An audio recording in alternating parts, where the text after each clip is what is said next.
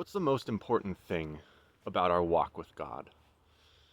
To Moses, even though he was the one who was given the law, he met with God on the mountain.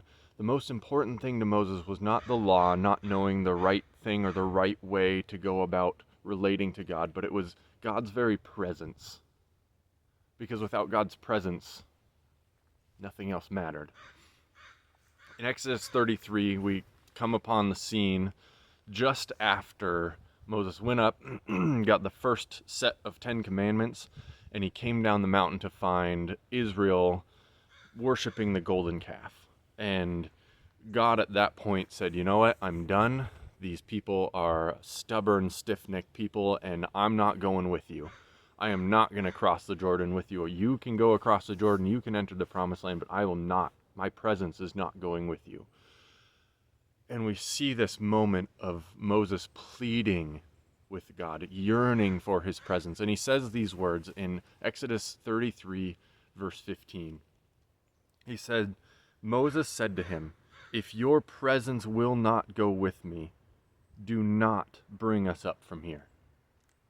God, if your presence will not go with me, I don't want to go anywhere, even if it's the promised land. And those words have stuck with me throughout this whole pandemic season, as God is sifting and refining my heart, just recognizing that, man, yeah, this past 10 months, can't believe it's 10 months. This past 10 months now have been hard and long and wearying, and I'm tired of them. We're all done with it. It's just been exhausting. And I want to be into the promised land of get the pandemic behind us, get all of the division and just upheaval of everything in our society gone. Let us be gone with that and enter into the promised land of peace and a return to normalcy. But at the very same time, if your presence will not go with me, God, if your presence will not go with me, do not bring us up from here. Please. Does your heart yearn for the presence of God?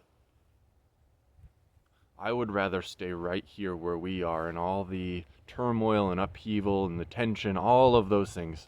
I would not trade that for a minute if it meant I had to go on without the presence of God.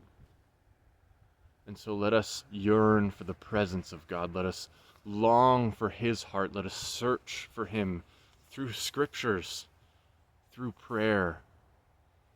Let us desire to be with him as one who sees him face to face. Let us abide in Jesus and he in us. Let us yearn for the presence of God.